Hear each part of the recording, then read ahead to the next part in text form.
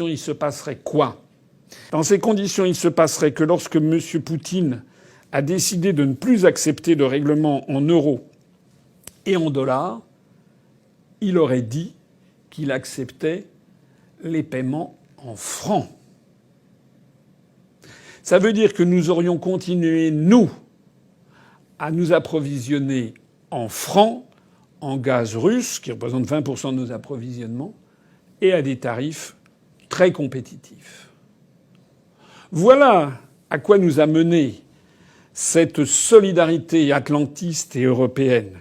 Une solidarité atlantiste et européenne qui nous oblige à entrer en choc frontal avec la Russie pour les intérêts géopolitiques américains et exclusivement américains.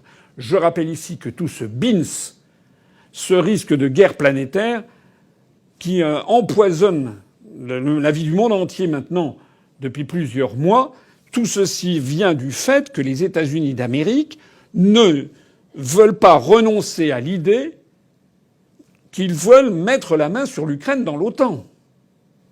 Que les États-Unis restent chez eux et qu'ils laissent la Russie, avec son entourage proche, avoir des relations comme elles ont toujours été. Je rappelle aussi que les États-Unis d'Amérique sont toujours généreux avec les intérêts des autres, et notamment les intérêts des Européens.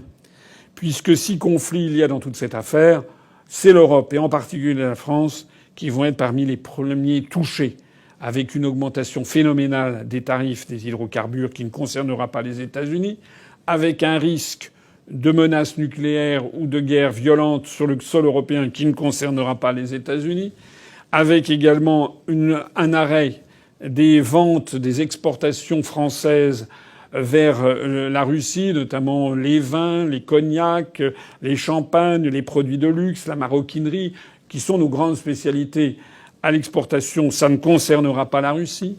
C'est aussi l'arrêt des ventes d'avions, les ventes peut-être d'automobiles, puisque l'on a vu qu'aujourd'hui même, M. Zelensky, président ukrainien, qui s'est rendu à l'Assemblée nationale, qui a fait une vidéo plus exactement par téléconférence avec l'Assemblée nationale et le Sénat, on a vu que M. Zelensky, qui passe à l'évidence plus de temps maquillé dans les studios de télévision que sur le terrain, a dirigé une guerre dont on ne sait pas très bien à quoi elle tourne d'ailleurs. Eh bien, M. Zelensky a donné la liste devant les parlementaires des entreprises françaises qui doivent fermer boutique en Russie. Donc il a cité Auchan, il a cité Renault, etc. Voilà, M.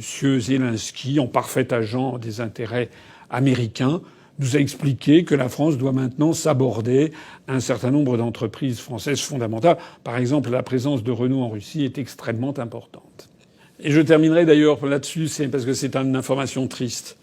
Il y a quelques instants, au moment même où je commençais cette émission, on apprenait que Renault a décidé d'arrêter toute production en Russie.